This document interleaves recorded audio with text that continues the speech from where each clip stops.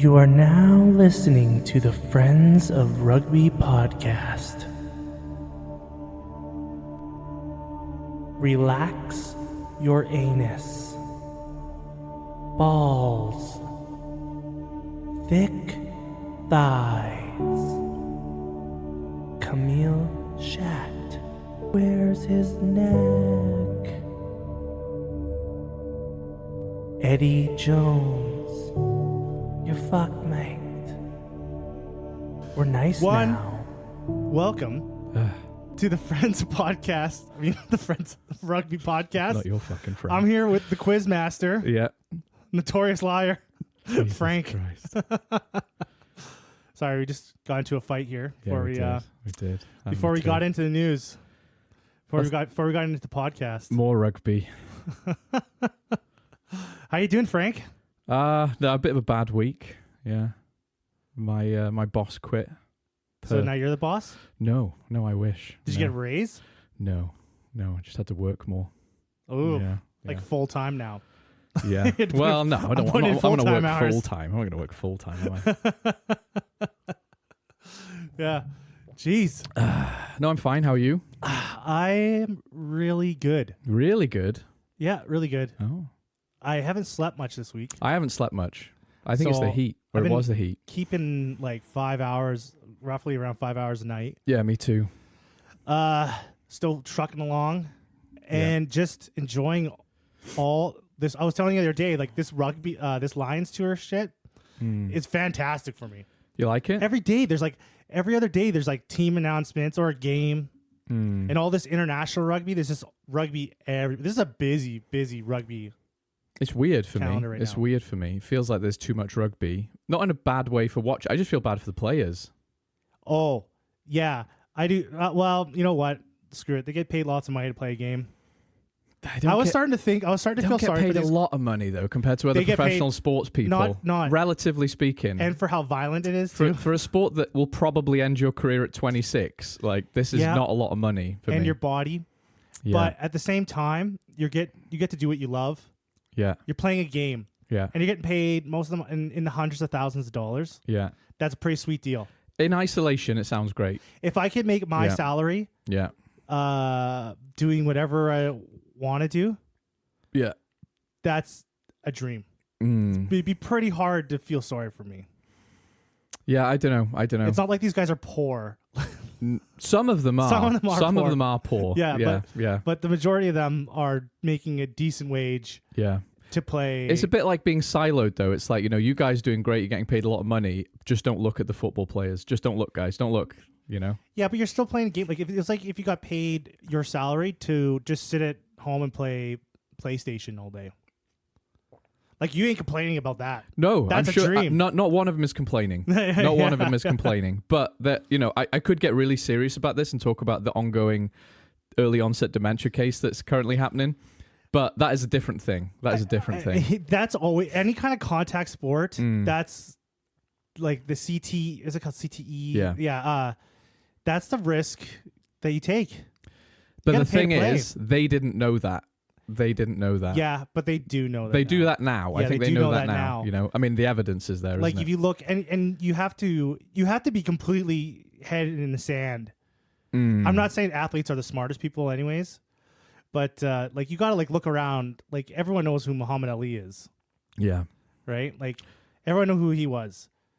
Any boxer ever. Yeah, and you can see what happens to when you take damage to the head. Yeah. There's lots of examples of that throughout history. So yeah, they didn't know, but did they not really know? I don't know. I don't want to get into that because there's serious legality there. All I'm saying is, Like we're going to get sued.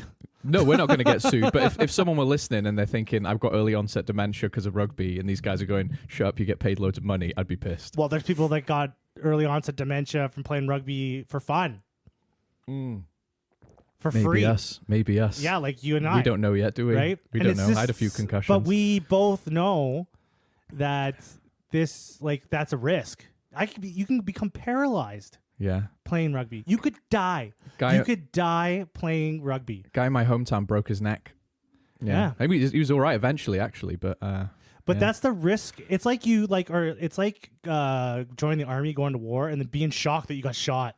Like, oh my God. No, Yeah. like no one told me this is going to happen. Like, come on, man. Yeah. Like, have you seen any sports ever? Like, Yeah. that's kind of how, like, you got to know the risks. We digress anyway. Let's not go down that path. I don't think that's a fun thing to start with. What do you want to talk about? I think we should start with the Lions. What do you want to talk about in the Lions?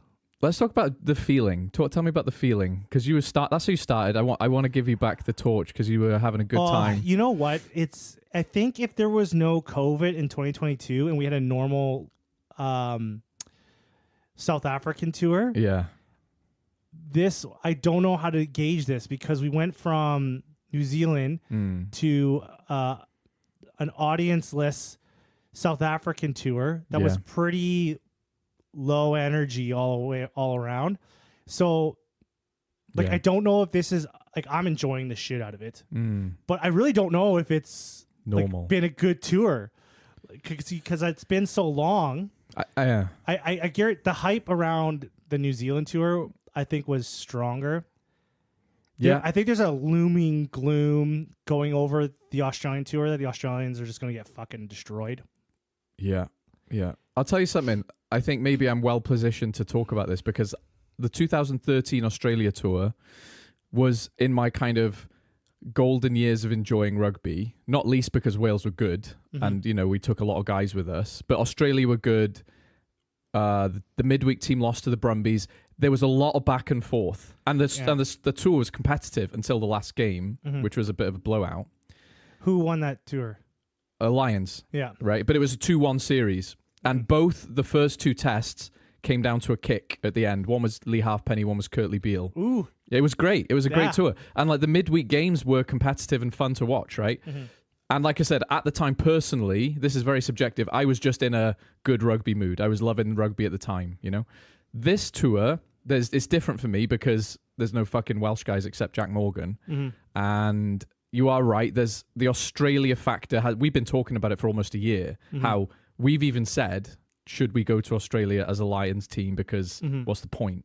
Australia have since proved us wrong to a degree by showing that they're not a pushover, right? They have beaten big teams. They beat Argentina. They beat South Africa. I'm not wrong, am I? They beat them in the Rugby Championship one game.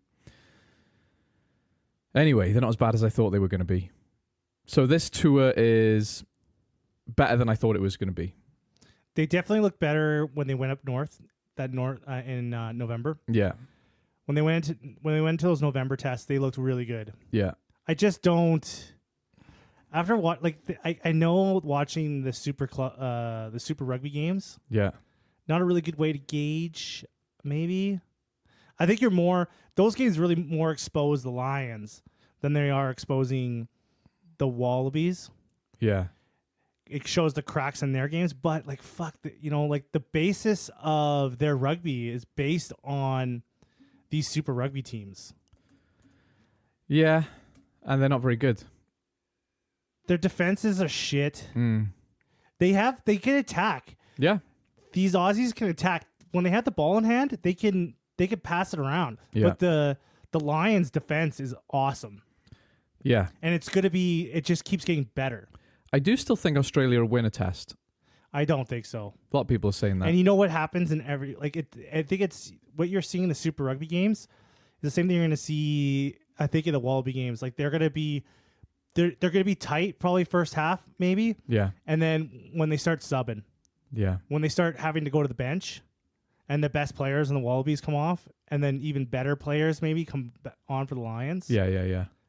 And I think you're just going to see. There's no Robbie Valentini that's going to save you. No. When you've got all there's the no Curry David brothers. Pocox. There's no fucking Michael Hoopers. Yeah. Like there's nothing. Yeah. There's no what's his name, Stephen Moore. Like there's like a lot of these like good players they had. They're like gone. Well, they're gone all older. Yeah. Yeah, and then the players they do have are still wearing the scars from Eddie Jones.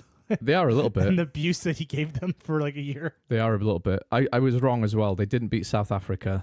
They beat England in the autumn, which was a good win. I'm actually looking at their results. Some of them are like, ooh, that's rough. Yeah. They lost 67-27 to Argentina in the yeah, autumn. but I think the next week they won. The week before they won. Yeah. The week, yeah.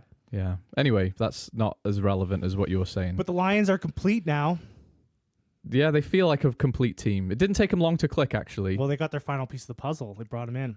Oh, that's what we're going to talk about. Like that segue? I did, actually. I'm not sure I'm upset about this as everyone else is, though. I know, I wasn't at all. No.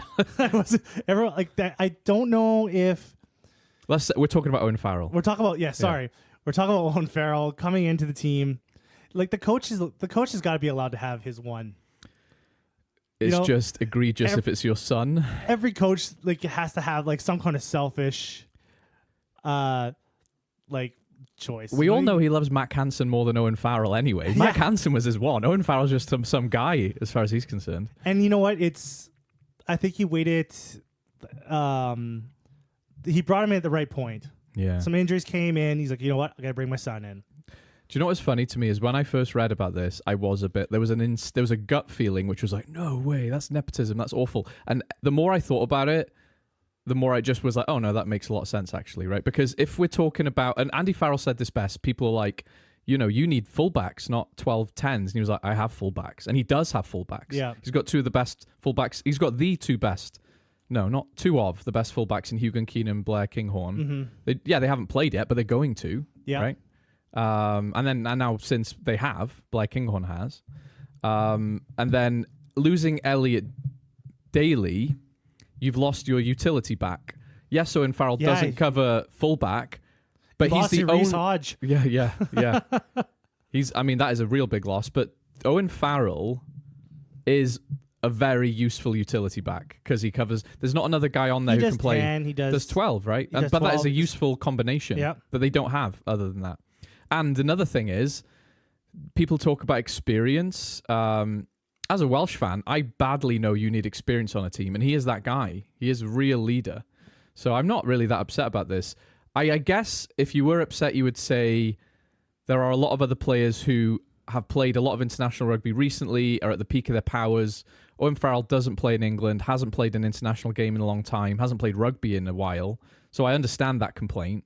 But you're not bringing him in because he's at the top of his game. You're bringing him because he's a leader, Yeah. The thing about Owen Farrell too is like people were saying that he had a bad season at Racing 92. Yeah. But let's be honest. Well, he just didn't play. Look at all those fuckers that go to Racing 92. Yeah. And they get thrown out afterwards. Yeah. Like there's not a lot of players that have good times. No, at Racing that 92. is a club that chews you up. Khaleesi, Johnny Sexton, they just chew him up and spit him out, don't they? Like they don't spend. They're there for a year or two. Yeah. And then they leave. Yeah. Like I just don't think Racing 92 has money. I don't think they have the atmosphere. They're missing something. I think their club culture is like. I would guess from what I see like off the media and stuff. I would assume that the Racing 92 like club culture is shit. Yeah. Just the whole mentality of it. It's all paychecks, money, and results, and there's no like that's. And I think players just don't like it because they come from like clubs that are clubs. Yeah. And everyone's like buddies, and they're just having fun, and they're playing rugby and enjoying life. And then Race 92's like, oh, fucking pay and you play. Yeah. Look at these charts I made. They're probably studying the performance charts. Doing the Moneyball charts. Yeah. I feel like that about all the French clubs in the sense that they bring in big money signings to win championships. Yeah. Just like every professional sport does in Europe, right? But Racing 92 just don't win. Like Toulon and Toulouse and Bordeaux also do that. Yeah. They just happen to win as well. And they all including Racing, they have good culture. Look at the fucking crowds they get. Or Dan Bigger, he loved playing in Toulon. He did, or maybe he loved living in Toulon. Whatever. It was right? one or the other. Love it, right? Like Johnny Wilkinson was, a fan favorite at Toulon by the time he left, Like there's a lot of guys who've gone then been very successful. There's something going on at Race 92. They're just not as good, man. I think it's simple as that. I don't know if they're not as good. I just think maybe their whole system is kind of toxic. And it's just not a place that's... Are you trying to have a go at Stuart Lancaster? No, I think because even him, like got chewed up. You there. did. Like there's just something going on there that makes it just not a fun place, good place. It's not probably like something's like choking them. It's probably a bunch of upper management bullshit. Maybe. I'm completely speculating, but from everything I've seen over like the last 10 years of this club, that's the conclusion I'm coming to. Yeah. No, I agree. Racing 92, you could reach out to us. No, I kind of I know what you're saying. Maybe it's been in, if I want to go to France, I want to go to the south of France where all the cool clubs are, La Rochelle, Toulon. I want to go to Paris. Yeah. I mean, everyone loves Paris, obviously. I would love to play in La Rochelle. South of France on the beach. Or, Marseille. Yeah. Fuck, Marseille is a cool place. I do love the south of France. Yeah. And I don't like Paris, to be honest, because I got pickpocketed in Paris. Did you? I did. Yeah. That's the only bad thing that happened, but leaves a taste. How did you get pickpocketed? I was like 14. I was just an idiot. Yeah. That can happen at 14. Yeah. Let's talk about the Warthog's game a little bit here. Because there's something like I said, so I said earlier that, these Super Rugby teams, their defense is shit. But you know what's helping them out? The Lions. What do you mean? They had 20 fucking handling errors. Oh, I see. Yeah. Right. There were so many times where the Lions got themselves into an opportunity for an offload. Yeah. And they just weren't even, you could tell the player was not even thinking of it in his head. And I'm like, if this was a Super Rugby player in that position, they would have offloaded that ball and scored a try. Having said that, the big criticism against the Lions in the Argentina game was that they were trying to do too much. Many players were criticized directly by Andy Farrell for trying to offload. Yeah, he's probably told them, don't fucking offload. They're rarely caught. These players, to be honest, these Northern Hemisphere players just don't have that skill set. They don't have that. No, they don't. Open field. I want to argue with you, but it's true. Skill set. It's just not ingrained. They play a more attritional style. Mm-hmm. They just grind you out, and they play territory ball really well. Yeah. And hopefully an opportunity comes, because it's just like when I was watching the game, it was getting kind of frustrating because there was so many. But you could see, yes, when they were playing Argentina, they were throwing the ball a lot more. Yeah. It almost cost them. Well, it did cost them. They lost, but yeah. And I think maybe Andy Farrell maybe reeled them in a little bit more. He's like, okay, guys, let's not go too crazy. Well, he literally said that. He was literally like, don't stop doing offloads. But that's your point. Your point is correct, though. Like, they're not good at it. So why would you try it? Which is a perfect opportunity for, because the Wallabies is a perfect opportunity for them to, if they could do this, they could pull this off, they would just destroy the Wallabies. Yeah. Because, man, that Southern Hemisphere defense is brutal. But the Northern Hemisphere attack is so fucking basic. Yeah, it is. Like, very fucking basic. But it works, though. It works. It's working. It works because of just pure power that they have. That's why I think Australia will win a test, because whatever you want to say about Australia, they can do all of those things. Their attack is very good. Their attack could be better than the Lions on a day, So I think they'll win a test. I wonder, what would really expose that when they have that Club World Cup Club? Yeah, I think you'll really see, because those clubs from the Northern Hemisphere, they won't have a Lions bench. No. Right? So they won't have that pure power just to train wreck over you. And I think you'll see that they can't win these games attritionally. They have to pass the ball around. There is something which is true about rugby, though. Forwards still do win the game. Right, you can offload all you want, but ultimately, a heavy forward pack wins you a game. A dominant scrum and a dominant line out wins you games. Because if you're getting fucked in I guess unless you're the All Blacks, but they have never not I've had. I've seen plenty of games where they're getting cooked. In both sections. Yeah, and they still won by 30 points. But I've never. Yes, they can go backwards. Their backs can score tries, but even in those games where they're being dominated in the scrum, they're not being dominated that much. They still have almost... I've never seen them get absolutely trounced physically. I've seen them get beat up physically, but not totally overwhelmed. Yeah, I can only name a handful of times that's happened. That's we talk about that a lot. That's the one myth about the All Blacks, which isn't true. They do have a good scrum and a good line out. They always have. They always have. There's no part of the game which is all the weak. basics. They always have. Yeah. It's either decent or super good. Yeah, yeah, and even on the bad days, there's never anything bad about them. Yeah, no, I agree. But yeah, the thing is saving the Lions in this tour is they have a rock solid defense, so they will be able to handle whatever the Wallabies throw at them. Yeah, but it's also this game, man. Did you watch the game at all? The Waratahs one, I watched about 30 minutes of it. The fucking commentators are brutal. I didn't know. They hate rugby. Oh. They fucking hate rugby. Tell me more. I should have wrote down what they were saying, but it was just some of the comments they were making about, especially the refereeing. Yeah. The style of play they were mocking and judging. The TMO, they fucking hate the TMO. They hate the TMO down south. Yeah. Because they can't get away with bullshit. Yeah. Yeah. I mean, no, I don't agree with that. No, you're right. You're right. Let's segue into. Well, I also wanted to talk about the ref. Oh, I was going to talk about. Okay, it was kind of the same thing, but you go. Yeah, what were you going to mention? I was going to talk about asking all these post-match interview guys as well. Oh, about the whole. But you know what? Let's stick to the reffing first. Yeah, it was just like, I'm listening to the refs and they're just bashing the game, and I'm like, what are you guys doing? Well, they don't like scrums. They don't like fucking rugby. Like these guys. Why did you get guys that don't like rugby commentating the game? If you're just gonna sit there and complain about it, like your job is supposed to like hype up the game. Yeah, yeah. And so I'm sitting there and I'm getting frustrated. I'm like, what the fuck are you guys doing? There is a little bit of projection going on generally, I feel, in Australia, where it's like there's a sense that their media knows they're going to lose the tour, so it's almost like I knew I was going to lose anyway, so I don't care. Yeah. There's that feeling of I'm taking my ball home. There's too many factors in the game now to even have a fair game anymore. Like what? Why aren't the Lions struggling? Yeah. Why isn't the TMO collapsing the Lions? Yeah. Right? Yeah. Like it's just like they're getting fucking TMO just as much. Yeah. No, I agree. And it was just like, what do you guys are hired to promote the game, not knock it off. If you don't, there was like the commentator shit was like really pissing me off. But yeah, you go on with your interview stuff, how they keep asking. Well, I was going to say a little bit more about the commentator stuff because even Jonathan Davis, right? Jiffy, the old Jonathan Davis. People give him a lot of shit for his biased or annoying commentary in the Six Nations. And it is true, he can be annoying. But he fucking loves rugby. And he is one of the guys who went to rugby league and then came back. He's still a rugby union cheerleader.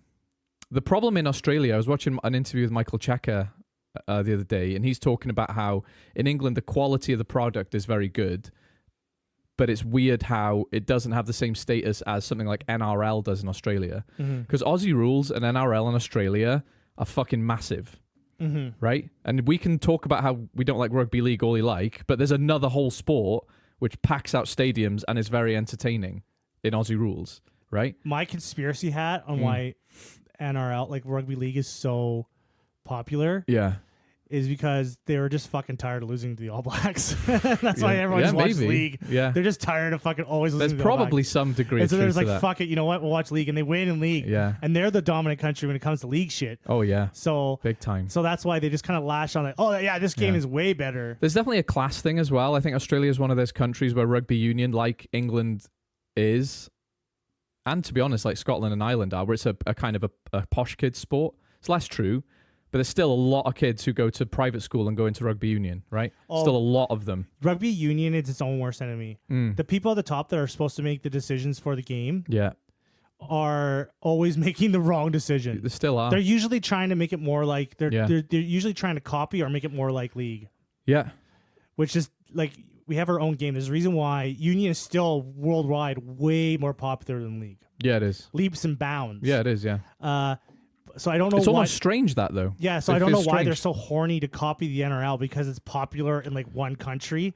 Like, it sells out stadiums in one fucking country. Yeah. Like, who cares? I think to play devil's advocate, because I mostly agree with you. But if I was an American and you were having a go at NFL or even basketball, you would say, oh, it's only popular in America. Yeah, but it doesn't need to be popular anywhere else. This is still one of the biggest sports. That's like a good Australia, point. It doesn't need to go anywhere else, right? No. Look at the crowds they get for both Aussie rules and NRL, right? And they are very happy beating New Zealand internationally at league every now and again and beating England every now and again, right? Like, so they don't... That's what I'm getting from these commentators is an undercurrent of this could be better. And I agree with that. I agree the spectacle of union could be improved, but it's not improved by taking the scrum out. No. It's not. It's improved by being consistent with the rules for a few fucking years. If you're going to change rules, leave it the fuck alone for a bit, right? Let it bake in the oven. We keep opening the oven to check if it's done or not and poking it and then wondering why it's a flat cake in this analogy. I think the problem, like, with it too, with rugby union is not the game itself. It's everything around the game. Yeah, it is. Like the real problems are outside of the game. Yeah, they are. Right? That's where the real problems in union are. Like the lack of just product. The lack of... There's just a lack of a lot of things outside of the game that they could be improving to make the experience and make it more of a spectacle. And they just keep trying to fuck with the game. And I'm like, no, the problem with everything is outside of the players playing. Yeah, it is. The players are fine. The players are playing a great game. The players are doing good. Yeah. Everyone else is fucking up. You're fucking up with the money in the background. Yeah. You're fucking up with the social media. The rules changes all the bloody time. You're fucking up with like not putting any kind of like with all the media stuff. There's just not enough of it, or it's like fucking like you got two ancient fucks like talking about how it was in like 1956. Like it's just it sucks. It does suck. Yeah. Yeah, it does. It's not the scrum. No, we know that. We know But that. what else were you gonna say about the interviews? I don't want to now. Why? I mean, I don't want to because I haven't really got anything interesting to say. It's kind of like the Owen Farrell situation, but let's talk about it. We said we would. So a lot of people have been whining about every time Matt Canton or Tui Pilotta are on the screen, they're like, "Oh, you're Australian, ha ha ha ha." All these Isn't games, that funny? all these games in the South. I watched all the games in the Southern Hemisphere. All the commentators kept making reference to every player that was born outside the team that they were playing against. Yeah, I'm in two minds about it. I think it's just good banter. Yes, a part of me, 90% of me feels that, but there is a 10% of like, you know, when someone's being a dickhead, and they're like, "Oh, I was only joking. Frank, I was only joking," and it's like, well, yeah, but you're still being a dickhead. I get that sense from them a bit. It's like whenever people throw it back in their face, they go, "Oh, we were just joking. It's just banter," you know. So there's a little bit of, it's just both. This happens every Lions tour, and I think particularly with the Australians, there's a definite UK and Ireland and Australia rivalry, which Australia seem to care about more than Irish and British people do. We don't think about them as much as they think about us. In my humble opinion, right? However, this whole thing about they're Australian, I'm fine with that. It is banter. It totally is banter. But when someone complains about it a bit, the Australian reaction to the complaint seems blown out of proportion. The interviews themselves, Tui Pilotta is clearly having fun with it, and so are the interviewers. They're just having a laugh, right? And if we were complaining about people born in different countries, the whole game of rugby union is fucked, isn't it? Let's be real. Let's be real, because you know, Australia, New Zealand, every country, actually, with the exception of maybe Argentina and South Africa and Argentina, haven't got a leg to stand on, have they? They would be the two best. They would literally be. It'd be the if you could only play where you were born. Yeah. Argentina and South Africa would be in the finals of the World Cup every year. Yeah, yeah. Guess where Sergio Parise was born, the famous Italian? Argentina. Right? Yeah. So they're exporting guys, you know? Anyway, so long story short, I don't care about this. There are rules. We followed them in terms of eligibility, same as Australia did. These are also countries like England, Ireland, Scotland, Wales, France. Yeah. These are countries where people move to. Yeah. Like these are like Canada. They're United large, States. well-populated, good economy countries. People want to live there, you know. People come here because they want to live and like work here. And, like that's just how we are. This is the modern world. You want to move to another country? That's fine. Do what you want. New Zealand is like tucked away in the corner of the world, like far away from everyone. But still a nice country that you want to live in. Yeah, it's a nice country you want to live in. Which you did. But it's like far away. Yeah, I lived there for 2 years. Yeah. But it's like far. It's far. Yeah. It's far. The only thing it's close to is Australia. That's kind of what I'm getting at. I do get the sense sometimes that Australia and New Zealand feel left out of not just the sport conversation, but the global conversation. Yeah. Because they're doing fine. Great countries. I don't think Australians really, like the commentators have been really bad about this. Yeah. But like the Aussies know they got a lot of foreign-born players in their mix. Of course they know. I don't think they complain about. They're not so defensive about it as the Kiwis are. Is that true? Yeah, the Kiwis get way more defensive over it. Yeah, I bet you anything. It's All Blacks fans all over the fucking comment sections with an Aussie jersey on. Yeah, just and a fake mustache. Yeah. I don't know. All my message is, my opinion is, I agree. It's just a bit of banter, isn't it? You know, it gets blown out of proportion. It's fun. It is a bit fun. It's like how people get upset if you don't like stay quiet for the kicker.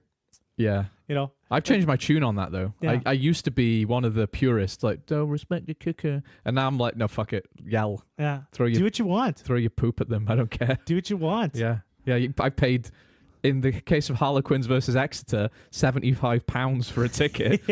I'm doing whatever I want to the kicker. Yeah. Danny. Yeah. Danny care. Yeah. We went to the last game. It was pretty good. It was pretty good. A lot of other rugby happened this weekend. Yeah. A lot of rugby. This is the bit. This is the bit I'm so scared of.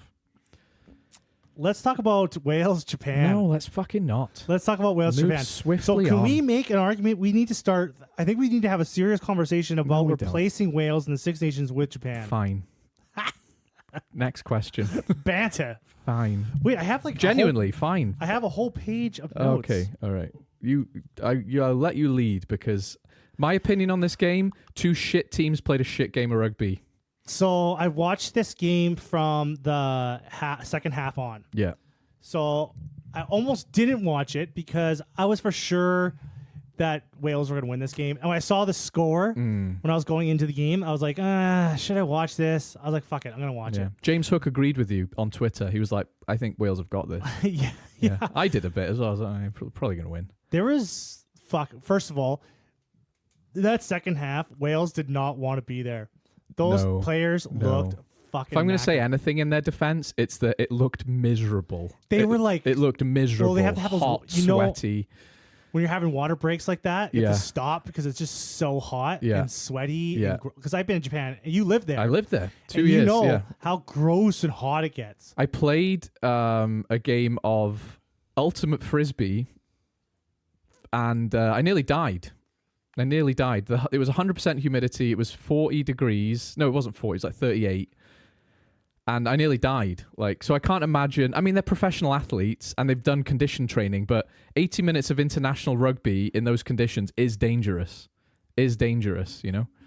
So I was kind of... When I was watching the game, I was looking at, you know how Eddie Jones is big into that positionless rugby?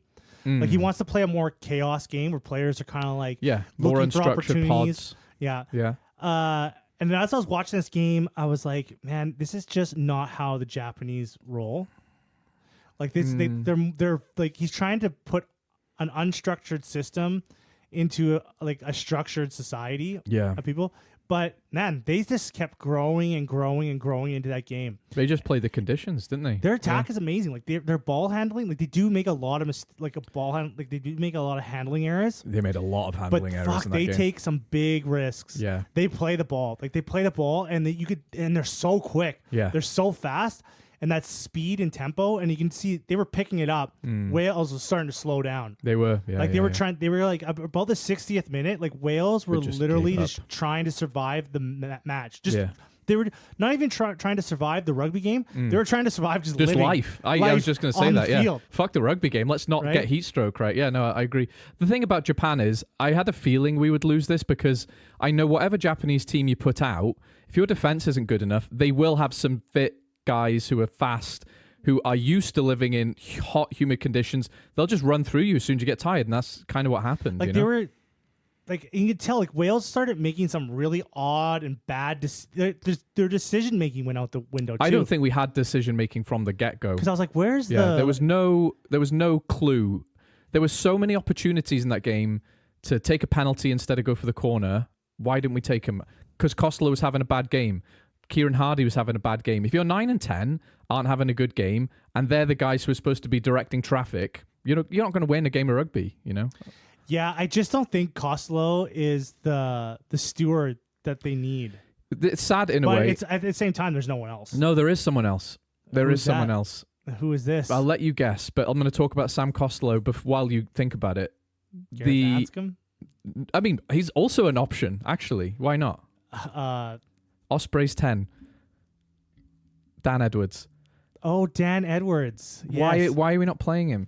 And I'm going to tell you why. Because this was a game I was excited for Sam Costello to come back into because, he's not the guy we needed for a long time, but I've seen him play incredible rugby sometimes. He's a good club. He's a good club. That's the sad truth. But he's not the leader, the captain. He's not the director that Wales need. Yeah. Right? Look at Dan Bigger.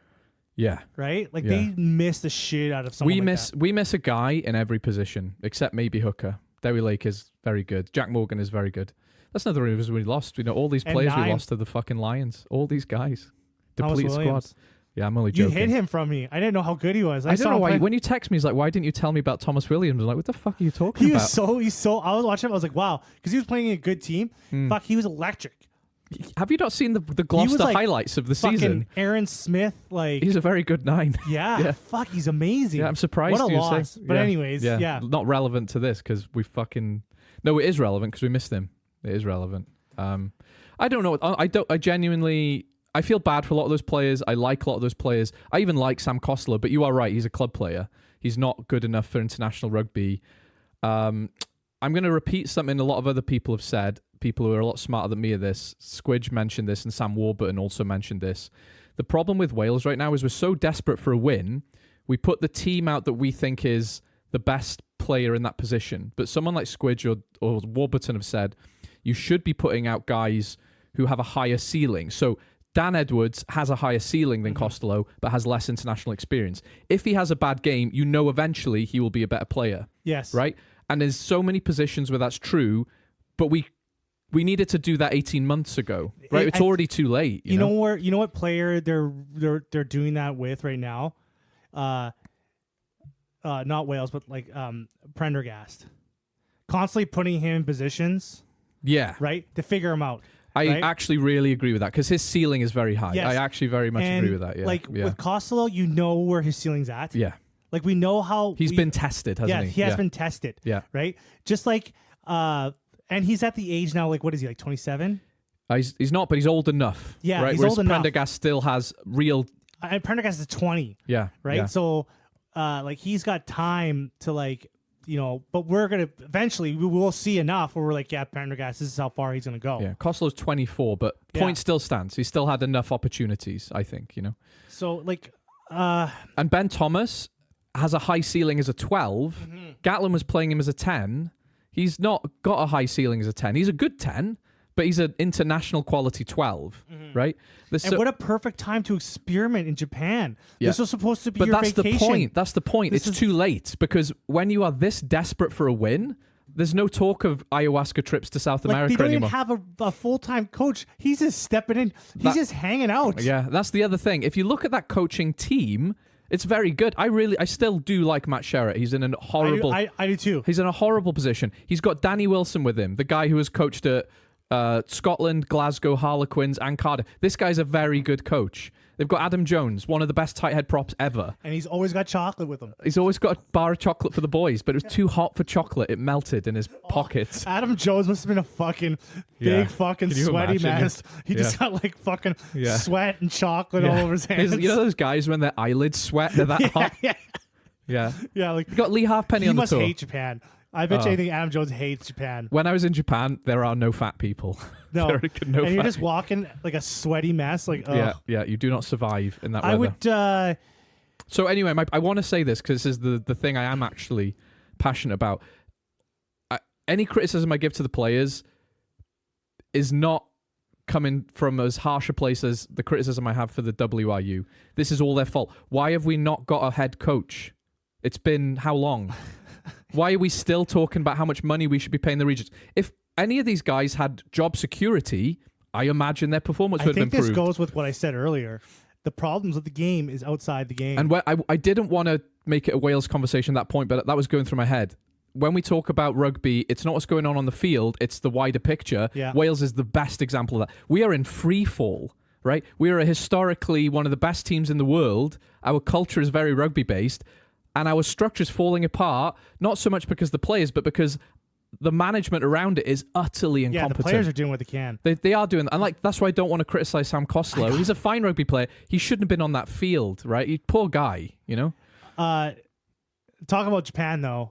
Yeah, fair play. Good on Japan. Good. You know what? Good point. Thank you for bringing it back to the magnanimous shit because the respectful shit. Yeah. Because no, genuinely they deserve credit. It right? is man, I don't know how many times I say it. It's a crime that they're not in the rugby championship. It's a fucking highway crime. It's a bank robbery. Imagine how good they would be Oh my god. because they would have crushed Wales had they been in Yes. the rugby championship for a few They years. need oh man, and like I said, we go back to the same thing again. The problems of rugby are outside of rugby. Yeah. Like, why isn't Japan in the fucking rugby championship? Yeah, There was talks of them joining the Six Nations at one point. that's ridiculous. That's crazy. Yeah. It's crazy. It's ridiculous. This game triggered me too. In the second half, like at the beginning of the second half, it was like there was a bunch of handling errors, and it was going scrum line out, scrum line out, scrum line out, scrum line out, and then the commentator said something, and I wanted to like fucking put my fists through the TV. Yeah. He's like, yeah, it's not a lot of rugby being played at the moment. There is. It's just scrums. I'm like, and that's lineouts. fucking rugby. Yeah.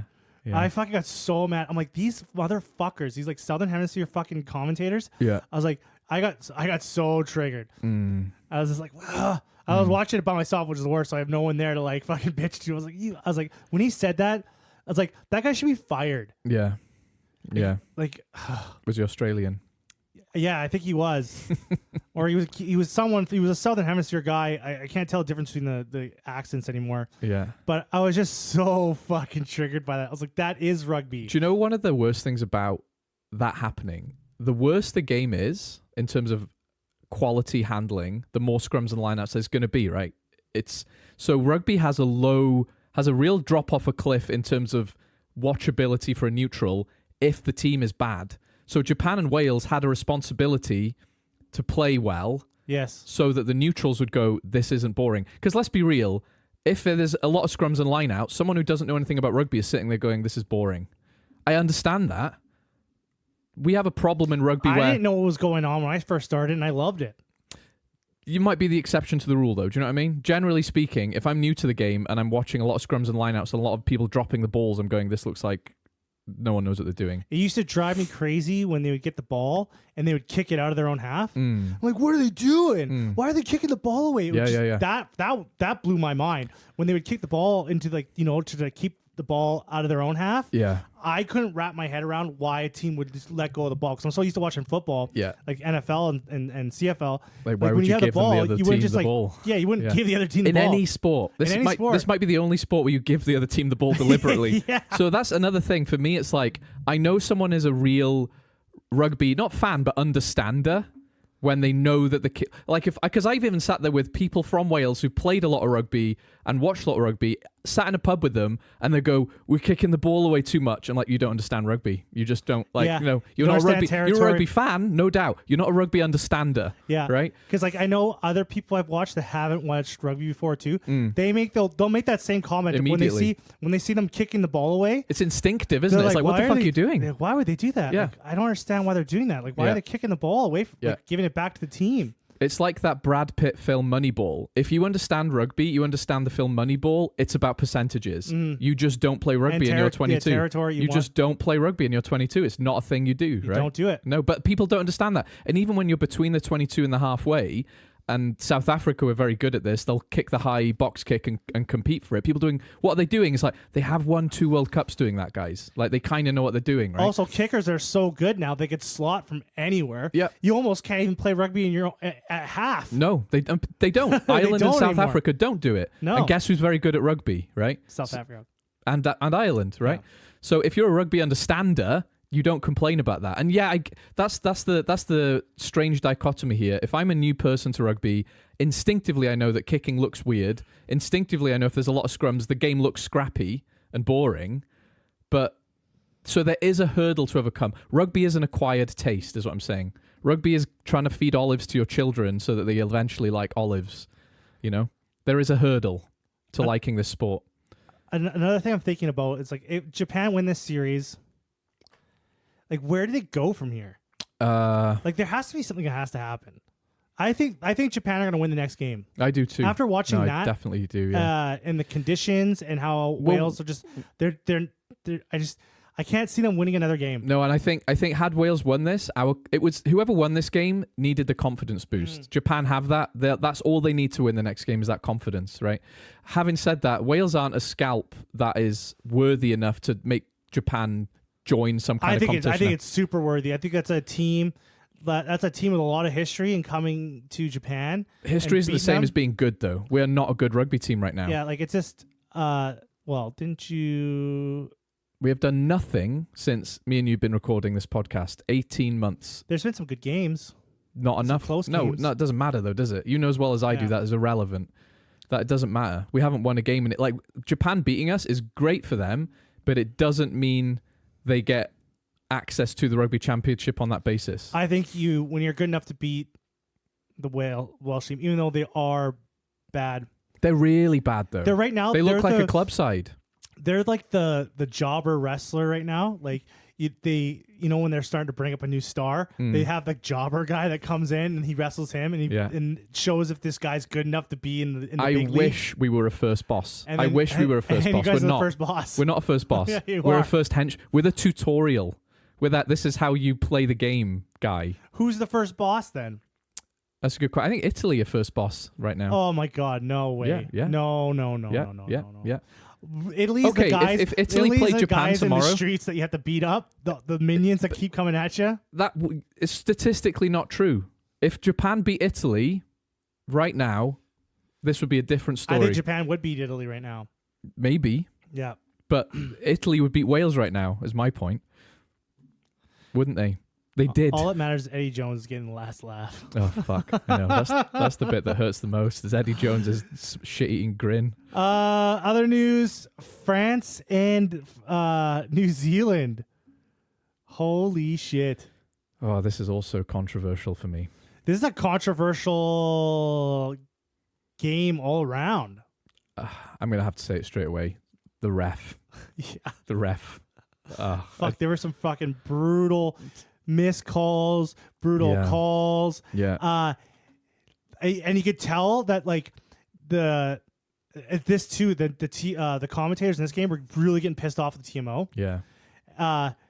Who stepped in a lot, by the way. Yeah, and they hate the TMO. Yeah. But like, fuck, man, you have to TMO the shit out of the All Blacks. Yeah, you do. Like, fuck, man. Like they play so fast, but they get away with a lot. Yeah, they're always trying to take an edge on every single opportunity. Right, and good for them. Yep. But you have to referee it, right? Yeah, you got to referee. You got to referee the rules. Like especially the mauls. Yeah. Like the All Blacks will just straight. It's worth taking the risk. Yeah. They'll just straight collapse it. Yeah, I think they probably saved 2 tries doing that. Yeah. Yeah. Like in the Maori All Blacks versus Scotland. Yeah. Like they were doing the same thing. Like the one guy was on his hands and knees crawling in the bottom of the fucking maul. Yeah. And like trying to push forward on his hands and knees, collapses it. Like that should be a penalty try. Yeah. Yeah. I wanted. You look so defeated. I am, because like the wind just got taken out of you. I am a bit. I don't want to be disrespectful to New Zealand because they are a really, really fucking good rugby team, right? Do you know how many players on that France team played in the Six Nations? 4? 2. The last game France played, only 2 players were on that team. Like all these other guys were fucking like just. Put it this way: if I was New Zealand, I'd be worried. If I was a New Zealand fan, I'd be thinking France's B team can do that to us at home. To be fair, like if you look at the stats for this, I don't have it up here.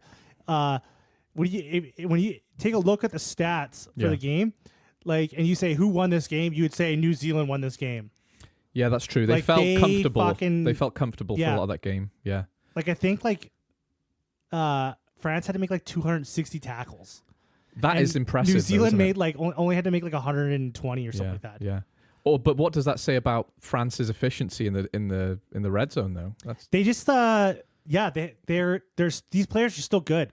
And what I liked about this French team is they played like New Zealand. They took their opportunities. They played rugby, right? They threw the ball around. Maybe they're thinking we're a younger team, we've got less to prove, but fucking hell, fair play, you know? I think they could I think maybe France might take a game. I thought that about England last year. This is why I'm upset, because it already reminds me of the tour of England last year. I don't fucking want England to win a game. The problem with England is that in those games, England came out hot and then kind of like petered out. In one of those games, that's very true. In another game, I genuinely believe... Oh, there's that one game where generally the ref because it was only 2 games, them. right? It was only 2 games. There was one where the ref, I think, lost England the game. Yeah. And I think that happened in this game. And I hate to say that because I don't want to bash refs and I don't want to sound salty about New Zealand because I don't want England to win. But I think they should have won one of those games because of the ref. And I think France should have won that game because of the ref. However, what you said is true. New Zealand played better for the majority of the game. If you look at the stats, I asked anyone like who won this game. Yeah. And what was the score? You'd probably put like New Zealand 50-0. Yeah. They were just so dominant in every area. Yeah. The thing about that saved France was they have the French have awesome defense. They do. They can defend for days. Yeah. And they're fit. smart. They're fit and they're smart with the ball. Yeah, they are. So they are efficient with the ball. So with the opportunities they did have, they either capitalized or they did something with it. They put pressure on the All Blacks. Yeah. So I think it was for the players that they put out, and you can go on. I know there's a whole controversial thing about like France not signing their best team, and it's insulting, but also the top 14's like the best rugby league in the world, and they only have 5 weeks off in between seasons. Yeah. Like it's a month and a week. Yeah. And then they're right back at it. Yeah, we can't pretend that we have until we have a global rugby calendar. That kind of talk is irrelevant to me. France is sending a B team. Fine, their domestic season is literally still happening. Yeah, so they're packing out stadiums. They're paying their guys the most in the world. Yeah, like you can't really complain. Sorry, New Zealand. No, you can't. No, I don't care about that so much. Like there was a lot of they're sending a B team. How insulting. Well, you should have destroyed them. Yeah. Then prove it. You should have put right? a beat down. Yeah, a big old beat down. That's why I'd be a bit worried if I was a Kiwi fan, because France have beaten New Zealand before this game. They'd won the last 2 games against them, and those were the best teams that they could put out in both cases for France and New Zealand. Like New Zealand had this is their 500 test win. They've won 500 international rugby tests. Yeah. Holy shit. We all secretly want New Zealand to fail, though. That's the truth. We do. Let's not lie about it, right? We all secretly wanted France to win that game, not because we're French fans, but because we want to see the day where New Zealand aren't the force that they are, so that when we go down there, we think we've got a chance of winning. And then even when they come up here, we can probably beat them, right? We all want that. The New Zealand, at one point, were the most dominant team, not just in rugby, in sport. Yeah. In all of the sports of professional level, they were the most dominant team, right? We kind of just got sick of them winning. That's the truth. They were the mountain to climb. They still are. And they were getting to the point where it made the sport too predictable. It made the sport boring, because I knew a lot of people who had introduced to rugby when I lived in Japan, when I worked in the US, and even in Canada to a degree, even with my wife. She doesn't like rugby a little bit. She likes rugby, but sometimes she's like, New Zealand playing, I don't want to watch. Yeah, because you just know they're going to come in and just fucking fuck everyone's day up. And that is another thing about a rugby fan and a rugby understander. You enjoy watching New Zealand because you understand they're fucking good. I think New Zealand right now is in the perfect spot because they're still the best. In my eyes, they're still the best team in the world. Yeah, I agree. But but teams can beat them now. Yeah. If you play a perfect game, you could beat them. Yeah. And I like that right now. I like how it's like it's not just because at some points you wouldn't even bother watching. That for me is exactly why the referee in this tour and the England tour was such a big deal, because we are at the stage where they're beatable, and that they have that extra 5%. I'm putting my tinfoil hat on, that they have the ref in air quotes on their side every now and again irks the fuck out of me, because this is the time where they are taken down half a step and people can beat them, and rugby feels more like a level playing field. So when you see what was, in my eyes, a knock-on given as a try, I'm like, oh, for fuck's sake, you know? Come on. Come on. Fuck? And yeah, it happens all the fucking time. But they do get the rub of the green at home basically all the time. So, yeah. But what I'm trying to say is it's not because I hate New Zealand, it's because I want a level playing field in rugby. It would be good for the game if they were refed. The All Blacks are getting some of that Leinster treatment. Yeah. The Leinster. Well, that's a different story. I don't know if it's the reffing. Like, I doubt. Like, honestly, like it's probably not. The refs aren't corrupt. No, they're not. I'm not saying that. I don't think the refs have blinders on. No, I don't. The Kiwis are just fucking really intelligent rugby players. They are, absolutely. Like that's absolutely. That's the real thing about it. Like they're just really good at doing what they do. No, 100%. And if you say the All Blacks are cheaters, they fucking are. Every team is a cheater. But 100% every other team is trying to do the same thing. Yeah. They're just not as good as New Zealand. If you notice when we had the Ireland-South Africa series last summer and there was the big debate, who's the best, who's the number one team in the world, everyone, when they got really salty, would just turn to, oh, but you guys just cheat a lot. Ireland got called out for their behaviour at the ruck. Yeah. And it was like, well, maybe that's because everyone does it. They're just getting away with it more. Yeah, look at any breakdown the Kiwis are in. Yeah. There's infringements everywhere. Yeah. Guys are laying on top of Yeah. it. Guys are fucking hands in the ruck. Guys are coming in from the side all the time. Yeah. They're just fucking good. They're collapsing every maul. They're early hitting in the lineouts. Like, the guy's not even fully down on the ground, and they're already pushing forward. But they'll push it. They'll push the boundaries until the ref stops them, right? But they play a fast game. They do. Right? And that ref, like... That's what I was going to say. It's a big job for one guy. That's why the TMO, when the TMO came in, and there's more eyes on the game, you all of a sudden seen New Zealand losing more. Yeah. Because they're getting called on the shit. They can't fuck around as much as they used to. That was when we were in Cardiff watching the Champions Cup and the Challenge Cup. We noticed that the amount of TMO interventions in the Champions Cup was out. It was kind of like, come on, let them play rugby. But then when they actually looked at it, they go, oh no, that was a blatant forward pass. Oh no, that was blatant ruck fuckery, right? But don't ever for a second think that the other teams are more pure. No. They're all trying to do the same thing. Of course they are. They're just not as good at it. But they suck. They're just not as good. And do you know what is funny is when it was Joe McCarthy in the Six Nations had a bit of a mare. It was some kind of deliberate off-the-ball shove, and there was some fuckery at the breakdown. It was one of those games where a couple of Ireland's players really got some big red thumb caught out doing something stupid. And I was thinking, yeah, but 90% of the time they would do exactly that and just do it quicker and no one would have seen it. Yeah. Just like every other fucking rugby team, right? And I honestly think Ireland's success has come from them. The IQ of these rugby players coming up is better. So they're also able to cheat better. That's right. That's right. Yeah. So, because like Ireland's definitely doing some gnarly, when you watch some of their games, they're definitely trying to take an edge wherever they can. Of course, every team is. And like even in every sport, like in the last Stanley Cup Finals, Brad Marchand, he scored this goal against the Oilers, and he was basically offside, off the face-off, right? He was already pushing forward. He was already not where he's supposed to be, right? Yeah. But fuck, you got to be champions. You got to take every inch. The lesson is, if you do something fast enough, but most people don't care. Yes, you can do whatever you want, just do it really fast, and you're good. You know? Yeah. In sport, at least. So I don't know what this game like says about the All Blacks. I think they played pretty well. Yeah. They played very All Black-y. Yeah. France are just good. The players are good. They come from a good league. They come from a strong, solid league. So these guys are going to be good. Regardless if they're a third team, they're still going to be a pretty decent team. And you're going to push. They're going to push now in this era. They're going to push any team. I think that's another reason I'm a bit salty, is because I'm still waiting for the day where another Northern Hemisphere country definitively goes, we're as good as South Africa, Australia, and New Zealand. Oh, they got to take a long time for something like that. France, I think Ireland may have missed their opportunity. They could do it again. They could be like, no, we're definitively the best team. But France are going to be that. France have this juggernaut. They have to win a World Cup. France have this feeling. Yeah, you're right. Because we're tired of them. Like, yes, like during in between the World Cups. How many World Cups you got though? Yeah, like beating South Africa or New Zealand. Yeah. Like, because like every time Ireland goes to play South Africa, I assume they're going to beat them. Yeah. That's how comfortable I am with them. Yeah. All Blacks, not so much.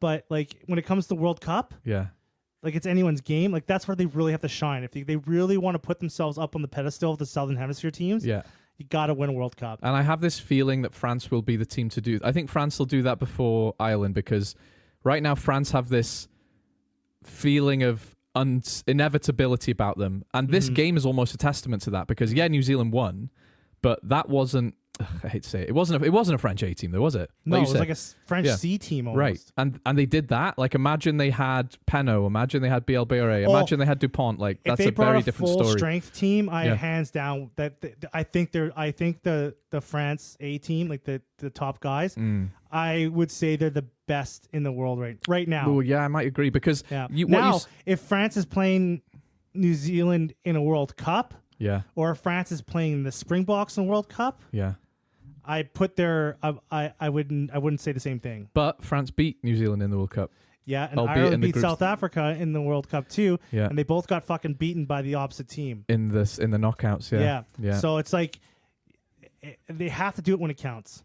Yeah. That's we could talk about that all day, but ultimately that's the point, isn't it? Until you win a World Cup, it doesn't matter. Yeah, because now, when Ireland play New Zealand, like, I'm worried, but I have a feeling, there's a possibility they could win this game. If they step up, they'll win this game. Yeah. Right. I have confidence in these players that they're good. Yeah. No, they are. So and I don't think there was an era like that ever. No. In the last 10 years or it's true. last 10 years. Right. Well, Ireland were not a rugby force even until the last sort of 10 years, really. They weren't really on people's radar in the same way. So they hit their Ronald Gara, Johnny Sexton era. Yeah. So things started building up. Yeah. Yeah. What's that like? I don't know. But yeah, I don't know. I think if you're a Kiwi fan, I think you might be. I went on the Reddit to look at the match thread, and there was a very mixed signals from the Kiwi fans. Yeah. Some of them were really not happy. Some of them were pretty happy with some of the new guys that came in. Yeah. We should talk about New Zealand a bit more because it's still not the most settled team and it's still a very good team, right? There's a lot of guys in there who are still finding their international experience, and so I think they actually put in a deep... I think they only had 3 new caps in this game. But 3 is a lot. 3 is a lot. I don't know. This is a country that's just got a solid base for rugby. Yeah, always will. Yeah, they're always producing top quality players. I'm never worried about New Zealand. No, and you know what? We should be grateful as much as we whine about them. It's like worrying about Canada with hockey players. Yeah. Like we're always gonna produce. There's a golden goose somewhere. Like the top there? quality fucking players. Yeah. Like New Zealand's always gonna produce another Dan Carter. Yeah. They're always gonna produce another Richie McCaw. They're always gonna produce another Artie Savea. Yeah. Like those guys, Damien McKenzie, Bowden, Barrett. Like these guys, like they're coming. It's an assembly line. Yeah. Maybe not Dan Carter and Richie McCaw. I could take that out, but yeah. I don't know. We'll see. In other rugby news, Scotland beat the Maori All Blacks. I was a bit surprised by that. I thought Scotland should have won that game by more. Yeah, I did. I think this one too. They got a little bit unlucky with the ref and the reffing decisions with this one. Yeah, I was surprised. Gregor Townsend sounded a little surprised. He looked like he was surprised he won. We won. Yeah, and I was joking when I was saying Wales lost all their Lions. Scotland genuinely have their best players in the Lions, right? The most unfortunate person on both these teams is 100% George Horn. Fuck, he should be in the Lions tour. And that is the one argument that bringing Owen Farrell in is annoying. Well, they brought Ben White in. But you know what I'm saying? It's like if they had an opportunity. If Owen Farrell has taken up a spot, they had 3 after Thomas Williams. They brought in Ben White. Yeah. Right? So they had an opportunity to bring in another scrum half. He's a scrum half. Right. Right? I'm just saying there's a lot of Scottish guys who could have gone on a Lions tour in Owen Farrell's place, actually. You can make that argument. But I just think George Horn's so unlucky. I think he's such a fucking good player. You like him a lot, though. Man, he's hungry. I like those hungry, like how Thomas Williams played. Yeah. Like how he's just hungry. Yeah. I love that. Yeah. And you can tell the difference when you got that 9 that's taking opportunities, that's creating opportunities and going for it. Yeah. You need teams play better. Yeah. And I just think he's an unlucky guy. Yeah. There's a few Scottish guys, Tom Jordan as well. Like could Darcy Graham I always feel bad for. Yeah. Particularly because Duhan van der Merwe isn't having the best Lions tour. Oh man. I don't think he's gonna make it on test. No, I don't. I think he's gotten really I think that the things I've been saying about him for years is really coming to, especially now that he's on an Andy Farrell team, where you got to be a bit more versatile. Yeah, like in Scotland, I don't think they expect much from him. They just want him to be big and on the wing, and when he gets the ball, to run it forward. But Andy Farrell, like when you see his wingers play, they put more into the game, and it's just not his style. It's not, is it? It's like if they got what's his nice from the All Blacks, Will Jordan. Yeah, like I think if Will Jordan came into an Andy Farrell team, he would be, he would kind of get exposed like that. It's not. He's a finisher, right? Yeah. Duhan van der Merwe, he's an old school wing. He is a finisher. But if you give him space, even in his own half, yes, he'll produce, and that's valuable. Yeah, right. But he's more than a finisher. But you need much more. There's a whole game going on. Yeah. And using these wingers as like more than just a winger. Yeah. Is priceless in my eyes. Yeah. So I don't know. I just don't think. Yeah, but. Yeah. England, Argentina. What the fuck, Argentina? What the fuck happened to you guys? I love how Argentina get us excited, and then we think they're going to be the best team ever. I mean, actually, England put in a good performance. When you look at these guys, England played well. Yeah. Curry, Underhill, Spencer, Ford. Ford is the guy. Yeah. Ford is the one I wanted to talk about because he is still one of the best 10s in the world. I hate to say that. I really hate to say that because he is, though. He's really fucking good 10. He's a really... And you look at that... It's not... This is not like... Yes, there's some guys missing, but this is not like that far off from an A squad. For who? England. It's not that... No. A lot of these guys start regularly. They do. They do. So it's just like... Asher Poker for George, like these Atkinson in 12 is a bit unfamiliar. Muir. Will Muir. I think Freddie Stewart has had his chance for England, and Bad he may be Henry Slade. Yeah. Anyway, but I agree. This is a pretty strong England team. Yeah. But having said that, like the Argentina team that beat the Lions. Where the fuck were you guys? Yeah, I know, right? Where the fuck were you guys? I was surprised. I really thought that Argentina was going to win. Oh, I thought they were going to smash them. Yeah. Man, they play better away from home than they play at home. I would like to see their at-home record versus their away from home because I think all their biggest scalps have come at when they were playing away. There's something about the passion they bring, isn't there? It's like when their back's against the wall, when people write them off, it's like kind of old school Wales. If you had a pop at Wales and were like, you guys are shit, or you fucked with the wrong team here, like Argentina are a bit like that. There's just that passion, like don't fuck with them, don't make them angry because they'll beat you. But if they're just relaxed in their environment, they're just having a little drink by the pool, like they're beatable. They're so fucking beatable, you know? Because this was kind of, in my eyes, embarrassing. It was a bit embarrassing, strong, but it's disappointing. You beat the British and Irish, like they beat the literally the best players, like in the Northern Hemisphere for sure. Yeah, it wasn't the best Lions team, but it was still X factor players in every position. Yes. Yeah. Right. These guys are top of the guys that were on that field were the top players on their teams. Yeah. In their positions. Yeah, definitely. Right. So it's just like beating a super team, and then England come missing a bunch of their guys, and you fucking get mangled.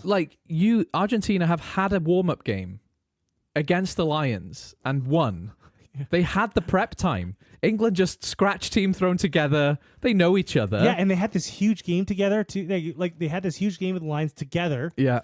So form those bonds, form those the consistency is maddening, isn't it? Like because on just last week I was like, Argentina are incredible.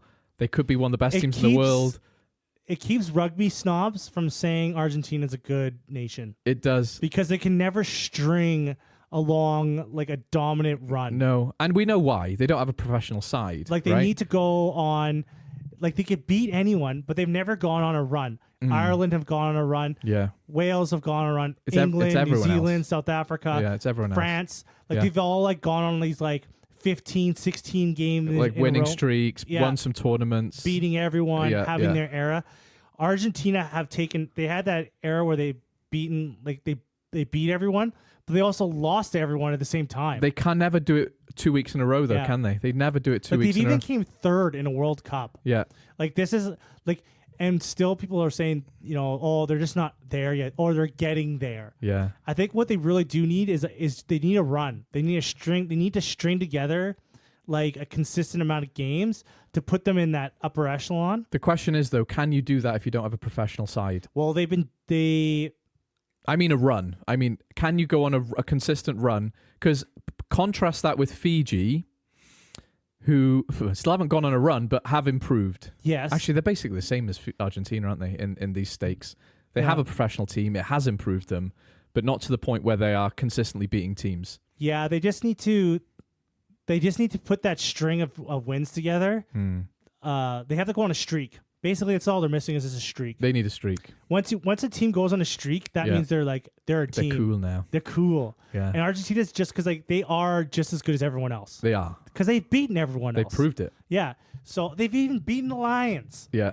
Right? So these guys are the Quade Cooper of international rugby teams. Like 1 week, wow, what a fucking guy. The other week, like, what the fuck was that? Yeah, what are you doing here? Are you drunk? Like, Yeah, were you drinking before you came here? Like, what the fuck's going on? it wasn't That's a terrible perfect game. analogy of Argentina. It's not. It wasn't the worst game ever for them, but to beat the Lions, to beat the All Blacks, to beat South Africa in almost a calendar year, and then to just lose against England's scratched together team is a bit like, what are you doing, guys? At home, as you said as well, which is very important. I've just, you know what? We're at the same time we're spoiled. Well, just right now. Right now, if you're a much rugby have we fan, talked this about? is like the golden game. We got the under 20s rugby going. I just wish Wales could be good during the time of when rugby is good. You just need Because I genuinely care less about rugby now in rugby's golden era. It's sad. this What is can I where say? this is where they really test your faith. My faith has been tested recently. I need some kind of religious experience. You know, the Oilers, they went 10 years not even making the playoffs. I don't care about the fucking They Oilers. call it the decade of darkness. I don't care about the You know? fucking Oilers. Wednesday, the Brumbies play the British and Irish Lions. I think this game's going to go exactly how the other 3 games went. No, the Brumbies are... they won't... Because I think the best Australian team in the Super Rugby season was the Reds. Yeah. Right? The Brumbies and the Reds are consistently the 2 best teams recently. I just feel like this is going to go the same way. They have a good starting pack. Yeah. I don't know. I'm not privy to like if Joe Schmidt has released any players to them to play the British and Irish Lions. Yeah. Because I know he did that with the Force. But not as many as people would have liked, right? Yeah. So I think it's going to go the same way. I think Brumbies will lose. The Brumbies. I'm trying to compare it to 2013, and I'm thinking it's not relevant. That's 12 years ago. Another thing on that's happening too, Fiji's going to play Scotland. I think it's going to be a good game. Yeah, it is. I'm excited to play in Auckland. Fiji is a team that genuinely is consistently better now. Yes, I'm excited to see this. This is going to be a good game. These guys are... Scotland has turned into a baller team. Yeah, They're ballers. They just rock up and play, don't they? And yeah. they just like their attack is like Gregor Townsend's like 20-year experiment with Scotland feels like it's finally coming to fruition. Like it's kind of they can like they're passing the ball, they're offloading, they're doing all sorts of shit like crazy. Like they got good hands. Yeah. Like this is gonna be good. These are 2 teams that can ball. I'm really good for that. And then you got Japan, Wales. Dum dum dum. Dum dum dum. Don't care. We're gonna lose. We're gonna lose. No doubt. Ireland's gonna play Portugal. Yeah, Ireland will win. Yeah. Ireland definitely win. I'm just thinking about what Portugal will do. They've shown that they can have a crack at you.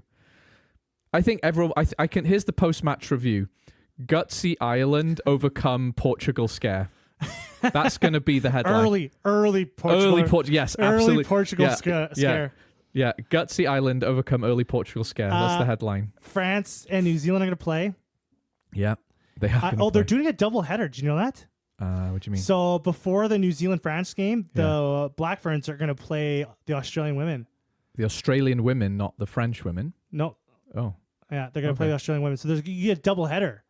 I like a double header idea. As a guy who used to go to Judgment Day, not all that's cracked up to be. I went to that... we went to a doubleheader in Twickenham. Yeah, I love double headers. Yeah. I went to that that women's 5 nation thing. Oh, in Vancouver. In Vancouver, where they all played like it was like 3 games. Wasn't back that to back. sevens though? No, it was 15s. Okay. And I think it was 3 games back to back. That's mental. It was fucking awesome. Okay. I was pumped. Like it was like back to back to back, and I was like, oh, like, you make a day of it. Yeah. Right. It's not like this is every weekend. No. Right. If it was every weekend, no. But a test match, having a doubleheader as a test match day. I've always thought that's the way to improve Take attendance and out. spectatorship of women's rugby is just trailer a women's game onto a men's game so that people will go, oh, that was really good. I'm going to go watch the next one. Yeah. You take your family out. Yeah. And you make a day of it. Yeah. Right. And I know some of these places. I don't know how it is in New Zealand. I can't remember. But like, yeah, you go and you have like the tailgate party at the beginning, and you just make a day of it. That's what you do that day. It's like a rugby day, and you get to watch 2 games. I personally really like that idea. South Africa is going to play Italy again. Yeah. Italy, South Africa. Fucking Rasmus is pissed about his team. Yeah, I would be. Yeah, Italy came in and rocked up out of nowhere at the end. I think that is the not surprising thing though. Italy are better. I think Italy's good enough to give better. any. They're good enough to give any team a go. They're not good enough to beat the Springboks. No. But they're good enough to play against them. Yeah. So simple as that. I think you're gonna see more of the same. I'm surprised Rassi doesn't watch. It says to me that Rassi doesn't watch URC. It's enough. I think the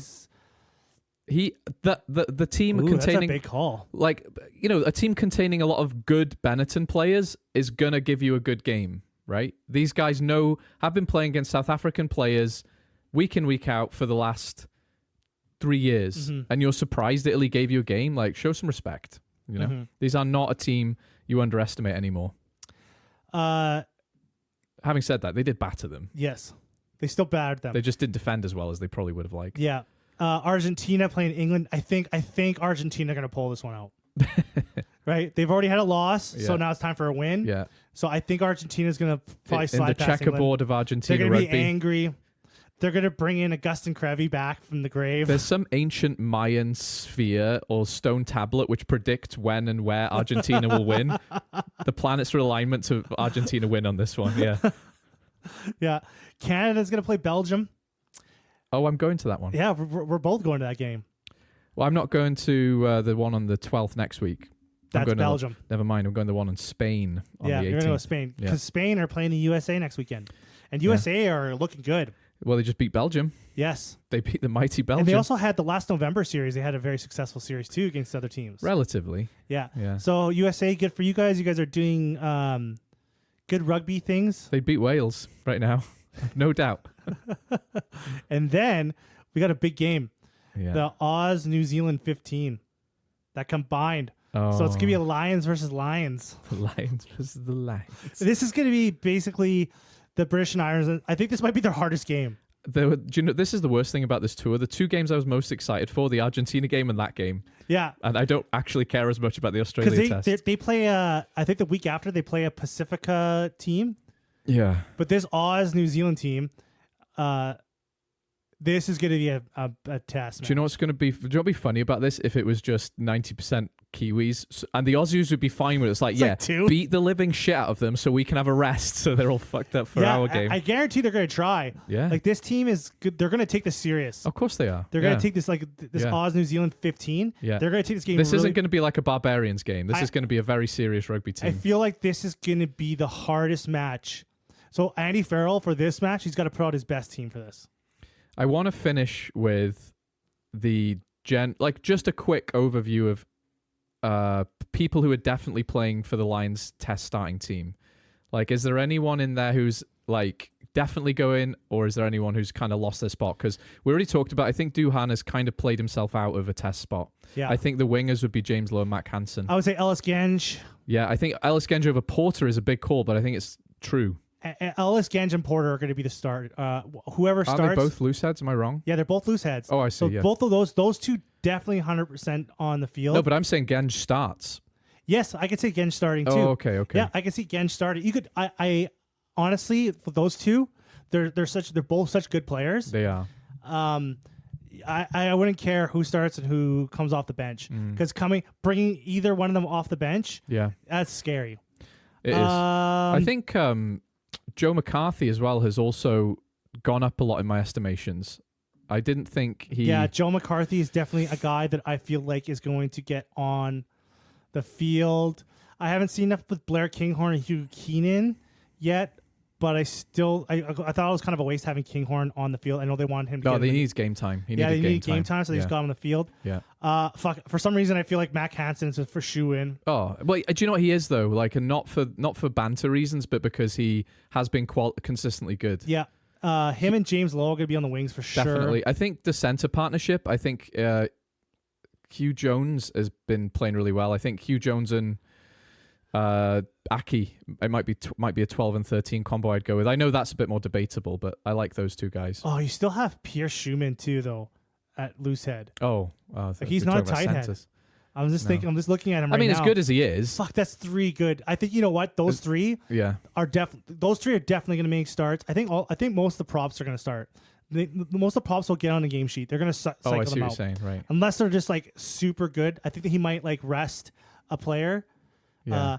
He might cycle through those three because Pierre Schumann's fucking really good. Dan Sheehan's definitely on the sheet. Finn Smith and Russell Smith, I think, are the tens going what I'm in. saying is, though, like, you've got to stop being airy-fairy. I'm talking about who's fucking starting the test. Who's starting? Yeah. Russell Smith starting at 10. Yes. Number 9, James... Russell Smith? Sorry, Russell. Finn Russell. Finn Yeah. Russell. Fuck. I'm not having a go. I'm just... I want sorry. you to... Yeah. Yeah. Okay, I'm going to go with this. It's going to go Ellis Genge, Dan Sheehan, Yeah. Finley Beam. Yeah. I agree. 100%. For locks, it's going to go... Has to be Itoje. Itoje and McCarthy.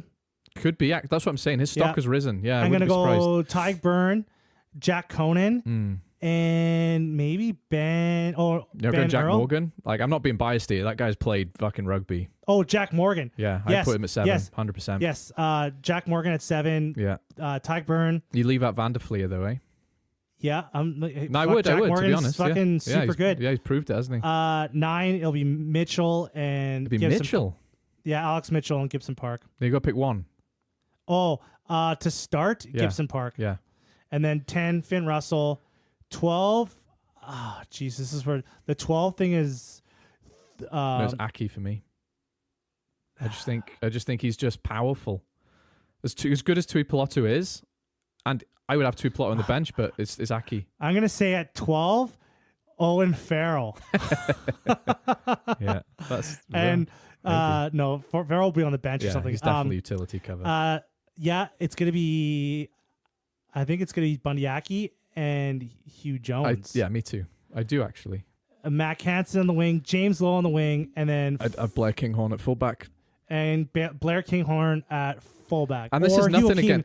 I feel like those two. No, but you got to pick one. I'm still. I don't know. I don't know which one. I'll tell you why I'm picking Blair Kinghorn. Not because I dislike Hugo Keenan. I actually think Hugo Keenan is overall slightly better fullback. Yeah. I just think Blair Kinghorn coming out of a top 14 final and having played some red hot rugby recently. He's ready for rugby. You know. Yeah. I can make an argument. He can also kick too. Yeah. He's in a better attacking fullback than Hugo Keenan. He is definitely a better attacking fullback. So yeah, I could see maybe Blair Kinghorn. Yeah. But that's it. That's it. That's all I wanted to know. I wanted to get your confirmed right starters. But I don't think the scary thing. I don't think Marcus Smith. No, there's no room gets on for a him. team sheet. There's no room for a lot of very good players right now. I don't think Marcus Smith gets on a team sheet. Because I really like Ben Earl, and I don't think he's in a starting. I don't think he's a starting bench guy. I really like him. I think Scott Cummings, the Scott Cummings guy, is going to make it on a bench. He might do. There's some guys that are going to be a little scary if they're going to make it. Duhan, not. Jack Morton's definitely going to get on there. I don't think Alex Mitchell. No, he has to, doesn't he?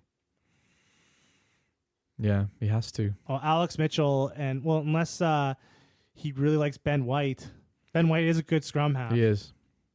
But yeah, I think that's the team's really coming together what the best team is. Yeah, it is. Yeah, that's the couple of surprises for me. Is maybe not surprises, but not what I expected. Ellis Genge instead of Porter, and Finley Bealham just being really impressive at tight head. Actually, yeah, he's become the guy. Yeah, now. Yeah, and that's the thing. That's on the back of Tyke Furlong not playing and being injured, but not playing as well. Yeah. Anyway, that's what I think. I think we talked about everything we were going to talk about. I think we talked for quite a while, didn't we? No. Did we not? No, we're just at 56 minutes here. Oh, wow. That felt like 2 hours. All right, friends. Wow. I'm just kidding. We're at an hour and 20 minutes. Fucking knew it. Like and subscribe. Yeah. On Spotify. No. Well, we are on Spotify. We're on Spotify. You can do that. You could. Do that actually. if Yeah. you want. Do On that. YouTube, we're everywhere. Like and share the podcast. Thanks for listening. Okay. And have a good one, folks.